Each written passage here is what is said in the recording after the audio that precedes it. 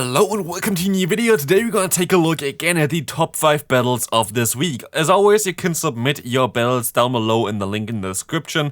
But let's take a look at the first game here right now. We're going to have a team with 3 fairy type Pokemon, and one of those fairy type Pokemon is only 1500 CP, and this is not going to be the only battle today that we're going to see where Pokemon is severely under-leveled for the league it plays in. But here we're going to see why Wigglytuff is so much fun in the current Fantasy Cup, because there are a lot of Giratina around, especially Giratina Origin, but actually both Giratina kinda uses against the Wigglytuff, which is kinda funny. We see that's just a full lock-in here for the Giratina, gonna get farmed down by the Wigglytuff, and in comes the Tapu Fini, which has to get hit by a disarming voice. I question how much damage it's going to do. Yeah, it's not really that much. We have a 1500 CP Pokemon, but still, Wigglytuff can get to 2 charge moves here, which is kind of funny, as now we will see most likely the Clefable coming in. Yeah, the Clefable comes back in. 1 Meteor Mash is all it takes, but you might want to use a shield here for a potential Moonblast from the opponent. Just a serve, but better be safe than sorry, as now the Meteor Mash is going to go ahead. Should knock out the opponent if they don't use a shield, but they do going to use a shield here, as we will see now the move going through. It's going to be a serve again, and you can try to outspeed the opponent here with a Meteor Mash, which definitely does work out quite a bit. And let's see if they're going to shield this move up. They are not shielding this move up, and we're going to see the Sand Slash in the back still, which is going to be an interesting matchup, as now the opponent going to get to a nice punch, going to knock you out, but you have still 2 serves stored here onto the Tapu Fini, and this is all it takes to knock out the opponent's Sand Slash, as this is going to do a ton of damage, especially as they are Shadow, and this is going to be enough with the extra fast move. Or is it? They actually maybe have 2 moves stored right now. Let's see if they get the next one off in time. They are not. Okay, they didn't have 2 moves stored. Let's take a look at the next game here right now. This time it's going to be in the Open Master League.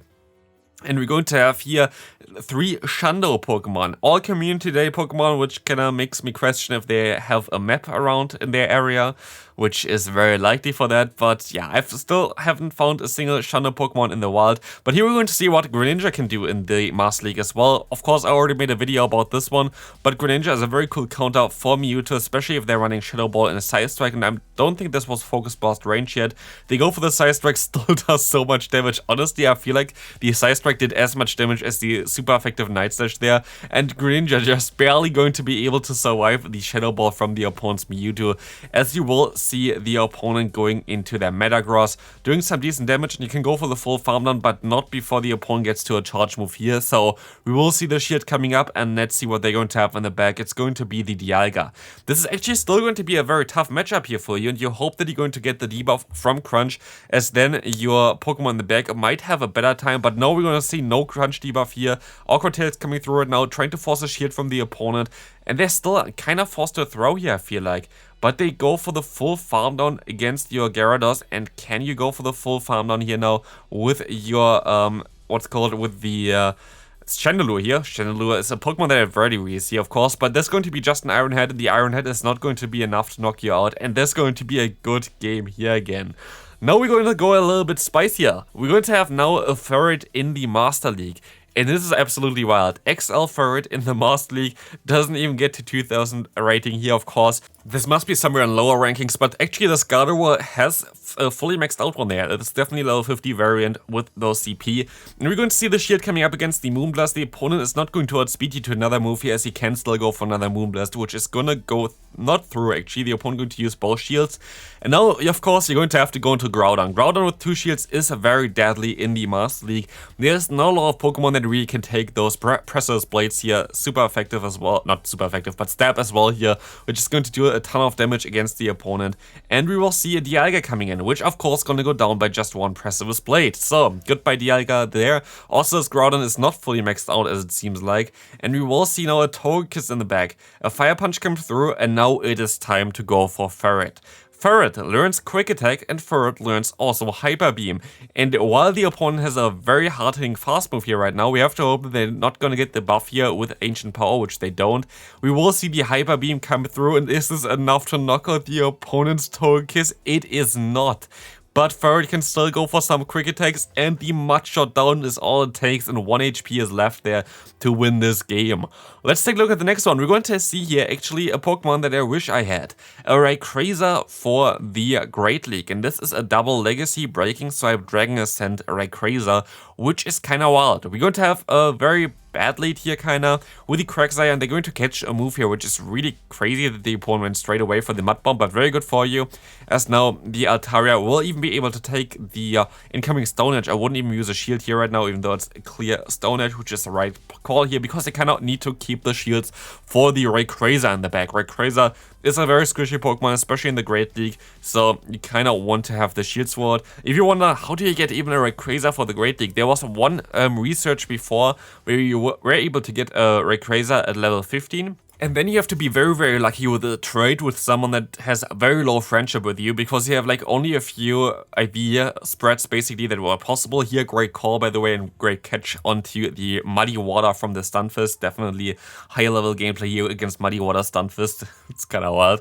But yeah, you only have like a few slots that are possible to get this one.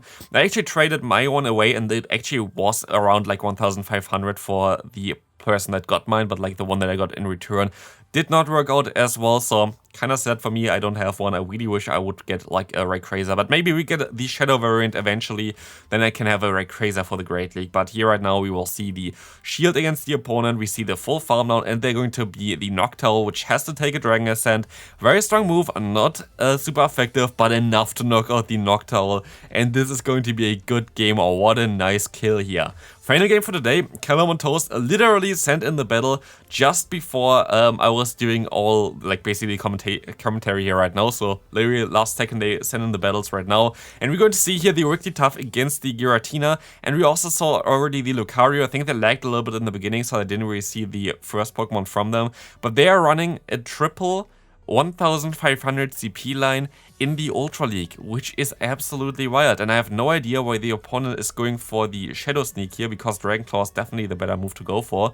Both of them are double resisted, and Dragon Claw just needs a little bit less. We see a lot of lag here from both sides, kinda, as we're gonna see the Sandslash coming in, which is amazing for you. I think that the Sandslash in the lead as well, but you will be able to go for 2 disarming voices here, which is going to get some decent damage here against the opponent, and we have the perfect answer in the back as well. That's kind of wild. Like, it's definitely crazy to have the perfect alignment here right now. Do we see the Solar Beam though? I don't think they're gonna go for it. I think they're just gonna go for the Seed Bomb spam, because it's definitely the way to go here right now. They're actually gonna go straight for the next Seed Bomb, which is kind of wild. Let's see if they're going to let this go. Oh, we might actually see the Solar Beam now. They're gonna go for the Seed Bomb here. That's kind of sad. I really would like to see the Solar Beam landing against the opponent, but Seed Bomb it is, and it's still going to be a tough one to come back though.